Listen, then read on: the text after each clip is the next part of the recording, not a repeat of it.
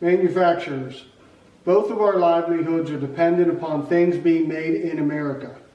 Not only does American manufacturing create good paying jobs for us and millions of other Americans, but it ensures our families and our country aren't beholden to foreign governments for life's basic needs. But today, we're lucky to still have a job. With 1 out of every 3 manufacturing jobs sent overseas in the last 40 years, we could have both easily been a casualty in the war that our government has waged against our country's manufacturing industry. And my goal is to make sure we aren't the next casualties. My name's Randy Beardsley. I'm a veteran. I have a bachelor's degree in mechanical engineering and a master's degree in business. And I've spent the last 35 years working hard in the manufacturing industry to support my family. I'm no politician. I've held real jobs with real responsibilities my whole life. I understand how things work and what it takes to be successful. And I realized several years back that our country wasn't working right anymore. It was broken. And although I'm just a regular working American like you, I couldn't be silent anymore.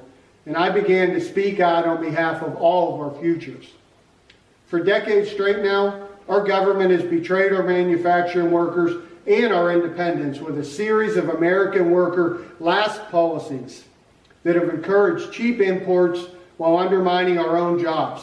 Things like bad trade deals, special tariff rates for their friends in foreign countries, allowing foreign governments to subsidize their manufacturing industries that we have to compete with. Or even worse, in some cases, the manufacturers we have to compete with are owned outright by these foreign governments. Strict and costly environmental standards for our manufacturers, but not for foreign producers, by ignoring worker exploitation and human rights violations all over the world, and by allowing foreign currency manipulations that make these foreign goods cheaper than our own production. It seems to me that these people have bet on the foreign countries to succeed, and then they've rigged the game to ensure that their bets pay off, while our future is lost.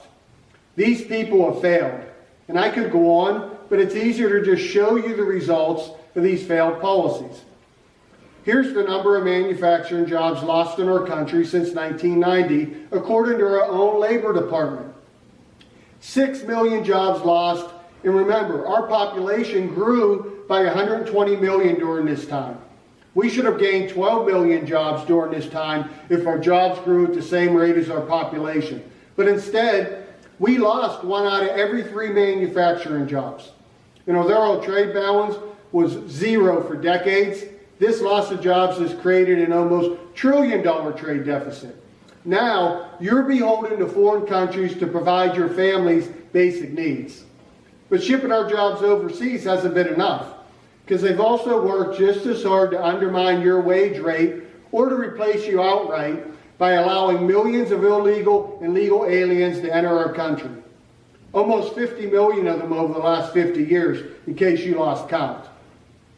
If you hadn't realized how bad it is, it's probably because you've been listening to the media. You've been listening to people that don't have an allegiance to you or our country. They like to create a grand illusion that we're doing great. America's winning, they say. But I've competed a lot in my day, and this, my friends, is losing.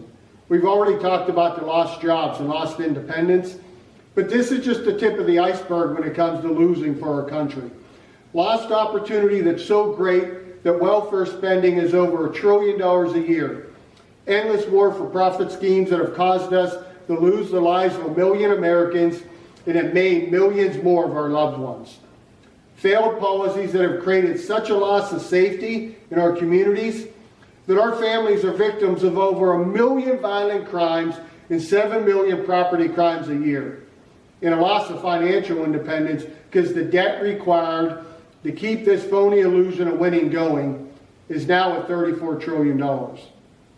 Paul, in his letter to Romans, he warned us about people like the media. He said this: by their fine words and flattering speech, they deceive innocent people.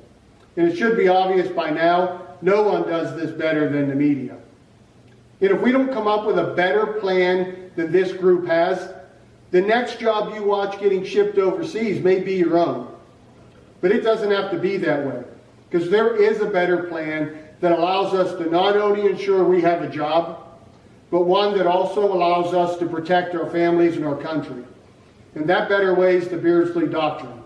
My doctrine brings the curtain down on one of their best tricks, to fool so many Americans to think that we can't do anything about it. But we can. Think about this. We still have 12 million highly skilled men and women like you in our country that make the essential goods that we need. Our economy will come to a screeching halt if these 12 million Americans don't do their part. So when you think about it like that, we do have the power to change things for the better in our country. You tell me, is there anything that we couldn't accomplish if we got all 12 million highly skilled craftsmen focused on the right goals? I assure you, there isn't. So rather than allowing the media to split us into factions to fight amongst ourselves, my doctrine provides the plan that brings us together to fight for what's right. The doctrine itself exposes and rejects the key policies that are undermining our future, and it outlines what needs done to save our country. And two of these articles address your right to work and the availability of jobs because they're so important to our future. Take a look at it. I think you agree this is the right path forward. The American Death March series and the 50 Years of Failure series will give you a better understanding of the consequences of these failed policies. If you have any doubts about trusting the media, after watching these, it'll be clear to you why that's a bad plan and why doing nothing is no longer an option.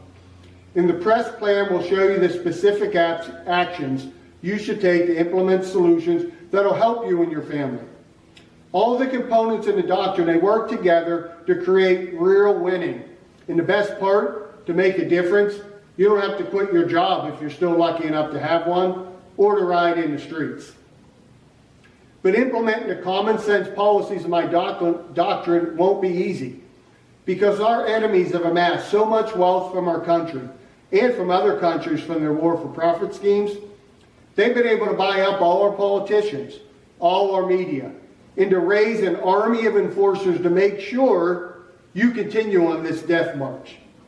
And they want to enlist you as one of their enforcers also. Enforcers are people who by deception, intentionally, or coercion support these failed policies. And many of them then use their position and power to trick or coerce other Americans to support them. If you or someone you know has been fooled by the media to support these destructive policies, or to support a company or organization that supports them, you both were acting as enforcers. But when you read the doctrine and you know the truth, you and your friends won't want to be enforcers anymore. And the press plan will help you stop being an enforcer by guiding you through all the ways where you may be acting as one, you don't even know it. But some people, they do know they're betraying our future. They do it anyways. Like Judas, they made a deal with the devil. For a bag of gold, they've agreed to support policies that are bad for our future. It seems like most of our political class, as well as some of our business leaders, made that deal. And they can't wait to ship our job off to a foreign country for that bag of gold. If you or someone you know has also, the doctrine and especially the American Death March series will cause you to reconsider. Judas, he realized too late, but it's not too late for you or someone you know to change course if you need to. But just because they haven't been able to fool you or make a deal with you to support these failures, they may have convinced your employer or your union leadership to support and finance these failures. As a result, most workers who act as enforcers are coerced into it because they need to work to feed their family. In a perfect world, you just go get another job. But it isn't always that easy. So if you or someone you know has to act as an enforcer at work because you have to feed your family, don't worry, because you can still do your part. Although you may have to toe the line at work, you can still implement the press plan the rest of the time. And those actions will help you work towards independence till the time comes when you can fully cast off the role of an enforcer. If you're not at my website, beardsley.doctrine.com, go there now and start helping before they ship your job overseas next. Start staying up to date on the plan to save our future by following me on X, and pass this on to our fellow manufacturers so we can assemble the 12 million strong workforce that we'll need to do the hard work to create real change in our country. Now, friends, we're creators. We make things. And there will come a day when we're too old and too weak to create anymore. But that day, it isn't today. Because today, we start to work together to create the future that our families and our country deserve.